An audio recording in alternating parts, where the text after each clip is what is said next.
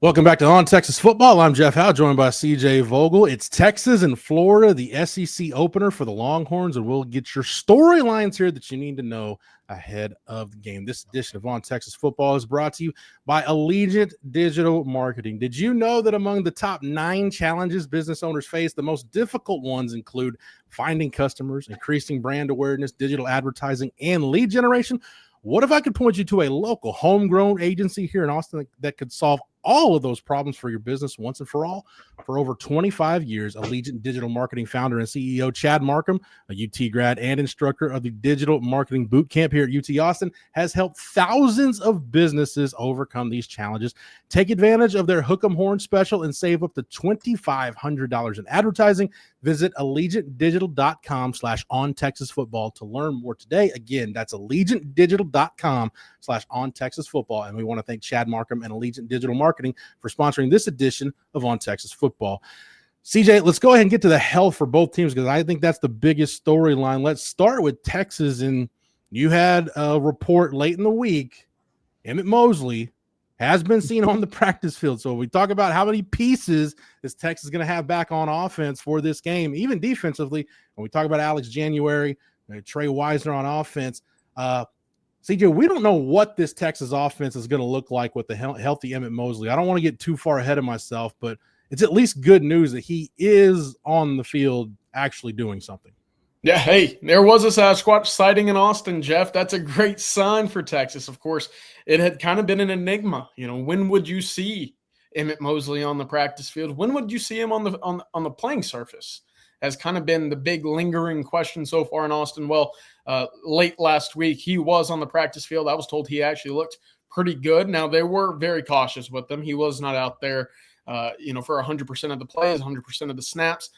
In fact, he was, for the most part, trying to work on conditioning and ramping up to game level speed. But ultimately, the idea of him on the field is huge for Texas. And we already saw what type of impact the return of DeAndre Moore was for the Texas offense a week ago. Now, if you're able to add an Emmett Mosley, a guy with 550 receiving yards as a true freshman at Stanford a year ago, there's another capable body. There's a guy with playing experience, and there's a guy that could certainly bolster a wide receiver rotation, which ran very thin in the early non-conference earlier this year, Jeff. CJ, the other big health note in this game is on the Florida side, and that's DJ Lagway was seen in a boot after their loss to Miami going into their bye week. Billy Napier said he's 100% healthy, shot down the red shirt rumors, which were running rampant after that loss. CJ, is it realistic to expect that DJ Lagway is going to be anywhere close to 100%? Because it seems like he's been dealing with something throughout the year. And then, the situation with the boot, it's just he hasn't looked right this year. Maybe this is the game where he puts it together, but it's been one of those years where just getting to game day and getting up to 100%, it seems like it's really been a challenge for DJ Lagway. Yeah, definitely. And look, he's been dealing with stuff dating back to his time at Willis, right? That's 2 years ago, at least. And so for DJ, it's obviously unfortunate that he's been dealing with these lingering effects. But if there was ever a time for a bye week for Florida and Billy Napier specifically, I know you're sitting there 1-3. It's probably not a fun time to be at home, but to get your quarterback as close to 100% as possible with Texas coming to your place, they definitely need that time for Lagway and the remainder of that team to get healthy. For DJ specifically, I don't know, Jeff, because you're dealing with toes, you're dealing with feet. Those are normally things that you use every day, regardless of a boot. You don't normally see that get healed overnight. Now, he was practicing late last week. The Florida marketing department of public relations actually put out a quick little clip of him in practice. So he looked like he was moving around well. Now, is that going to be enough to overcome what has been lingering with him already this year? So let's look at a twofold storyline for the Texas defense. And Pete Kwiatkowski, he's got to prepare like DJ Lagway is going to be 100%. So I think it's twofold, CJ. One, how does Texas defend DJ Lagway? And I think the answer is, hey, spy him with multiple guys. And you've got so many versatile guys at the second and third levels of your defense that can get the spy. What you can have, Michael Taft could be a spy, Jelani McDonald, obviously Anthony Hill. You could have Colin Simmons spy. Trey Moore can do some of that. Leonga Lafau. Even if you wanted Ty Anthony Smith to do it, he could do that. So I think part of it, CJ, is defending DJ Lagway, but the other part is Florida doesn't necessarily have the best receiver group Texas might see this year, but it's probably going to be the fastest group, definitely the fastest receiver group Texas has seen to this point. So Texas defensively, I think this defense is elite, but you're dealing with a little bit of a different animal than you've seen really since you've seen since the Ohio State game.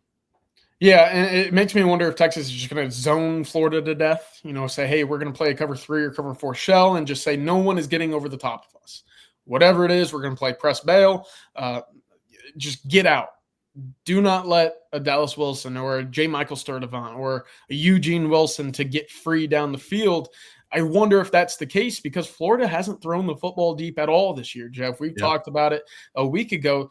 DJ Lagway is dead last out of 146 quarterbacks this year in terms of pass attempts going 20 yards or more down the field. Dead last, 146 out of 146. That was his strength. That was what made him so exciting a year ago, and it's completely vanished from his game this year. Is that injury related? I have to imagine it plays a little bit of a role, but altogether, regardless of speed, for me early on, Florida has to show that they're willing to utilize that speed and that ability down the field for me to think Texas is going to come out in a funky different formation or different look offensively or defensively, excuse me. The other thing is this.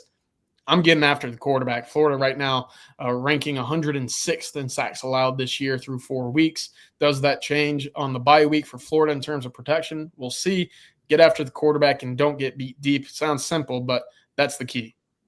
And CJ, that brings me to the next storyline, which is really the offensive line play for both of these teams, because like you said, Florida, not just pass protection, but going into the year, I felt like Florida and Texas A&M had the 2 best run games in the SEC, at least the pieces to have that. Yeah. And Florida, you've got the numbers just from a running game standpoint. It just hasn't been there. And when you make DJ Lagway in that offense one-dimensional, they're much easier to defend. Likewise, been a lot of discussion about Texas running the football. Texas right now going into the weekend had a top 40 rushing attack in the country, averaging a little over 200 yards per game. But CJ, this is a really good defensive front.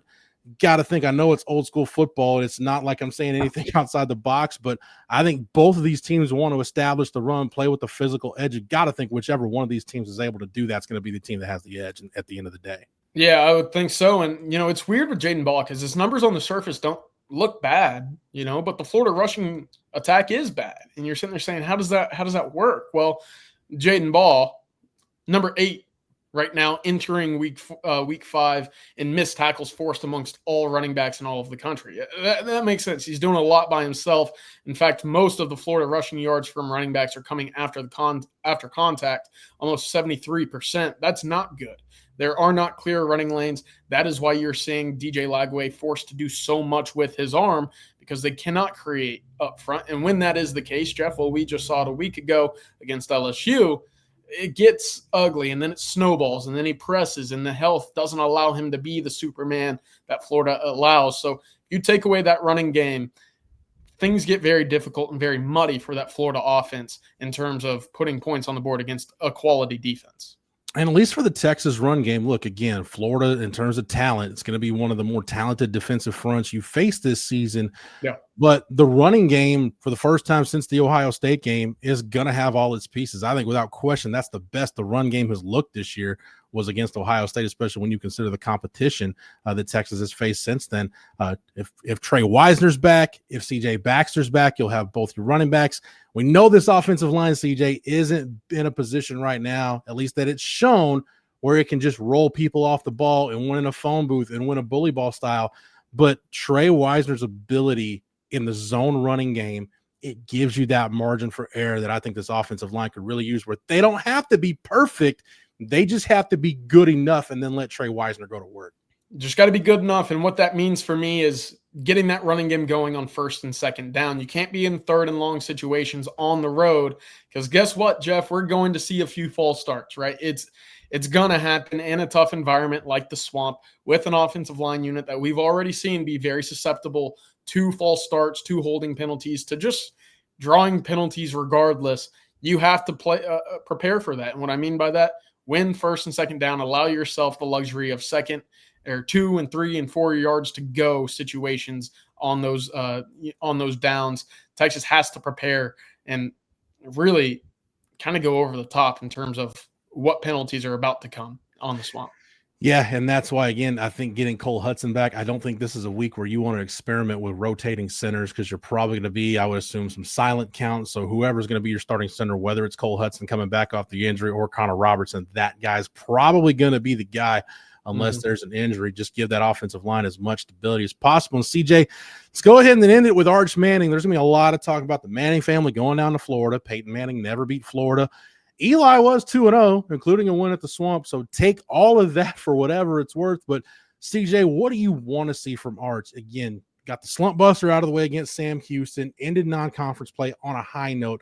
But as he gets ready to get back in the thick of it, going on the road for the first time since that Ohio State game, what do you want to see Arch build on going into the game? Because that's going to be that's probably going to be the number one storyline for everybody. And we know it's a big part of it. But what do you want to see from QB1?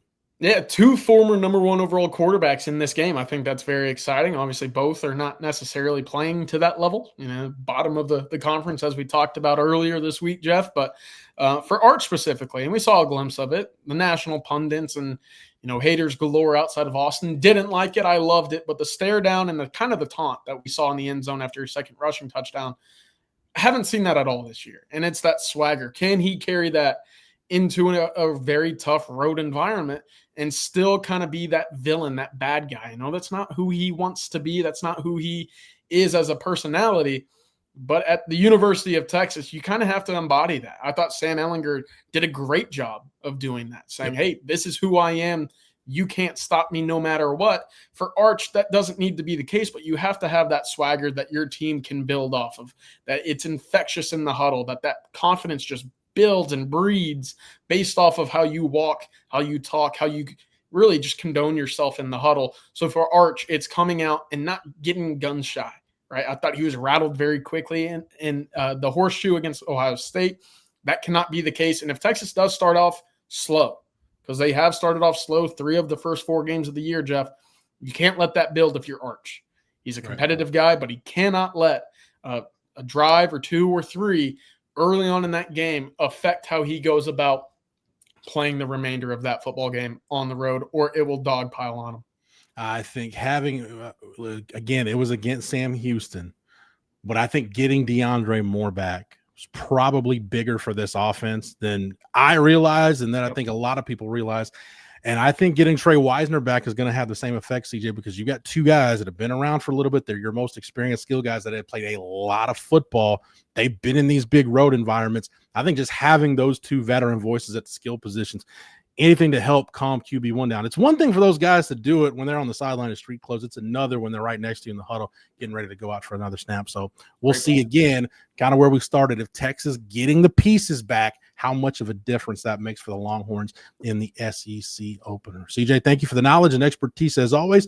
Thank you to Matthew behind the scenes for producing it. If you're not a member over at ontexasfootball.com, get over to the site right now, become an OTFOG by using the promo code OTFOG. When you sign up, that'll get you 1 year of access at ontexasfootball.com for $39.95. Make sure you like this video and that you're subscribed to the On Texas Football YouTube channel. That way, whether it's here on the channel or over on the site, you're not missing anything before, during, and after every Texas game of the 2025 season. For CJ, for Matthew, for the entire On Texas Football staff, I'm Jeff Howe. Thank you so much for watching and listening. And until next time, welcome.